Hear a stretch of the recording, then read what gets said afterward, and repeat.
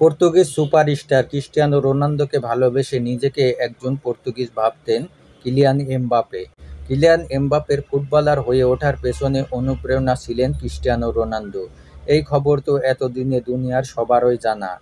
তার শোবার ঘরের দেওয়াল জুড়ে পর্তুগিজ মহাতারকার ছবিও সবারই দেখা। এমনকি রোনালদোর মতোই একদিন রিয়াল মাদ্রিদের হয়ে খেলার স্বপ্ন দেখতেন ফরাসি এই স্ট্রাইকার।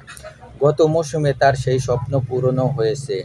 গত গ্রীষ্মে কিলিয়ান এমবাপে প্যারিস সেন্ট-জার্মেইর সঙ্গে তার চুক্তির মেয়াদ শেষ করে রিয়াল মাদ্রিদে যোগ দিয়েছেন।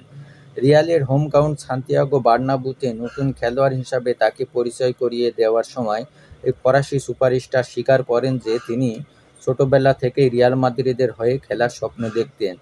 এমবাপে খেলোয়াড় হিসেবে বেড়ে ওঠার পথে রিয়াল মাদ্রিদের দুই কিংবদন্তি জিনেদিন জিদান এবং ক্রিস্টিয়ানো রোনালদোর দ্বারা অনুপ্রাণিত হয়েছেন এবং তিনি আশা করছেন তাদের পদাঙ্ক অনুসরণ করে স্প্যানিশ জায়ান্টদের হয়ে আরও শিরোপা জিতবেন। বিশ্বকাপ জয়ী এই তারকার মা ফাইজা লামারি সম্প্রতি এক সাক্ষাৎকারে জানিয়েছেন যে তার ছেলে এমবাপে ছোটবেলা থেকেই কতটা রোনালদো ভক্ত ছিলেন।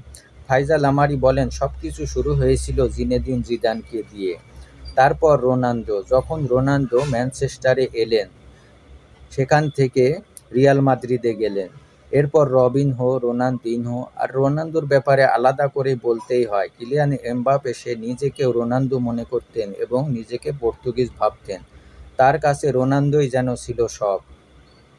সে তার বন্ধুর বাড়িতে যেত পর্তুগালের ম্যাচ দেখতে এবং রোনালদোকে সমর্থন জোগাতে। পাগলের মতো তাকে ভালোবাসত আমার ছেলে। রোনালদো বলতে প্রায় পাগল ছিল সে। এটা অনেক দিন ধরে চলেছিল। এদিকে আন্তর্জাতিক বিরতির পর ১৩ই সেপ্টেম্বর লা লিগায় রিয়াল সোসিয়েদাদের বিপক্ষে ম্যাচে আবারও রিয়াল মাদ্রিদের জার্সি গায়ে মাঠে নামবেন রোনালদো ভক্ত ফরাসি স্ট্রাইকার কিলিয়ান এমবাপে।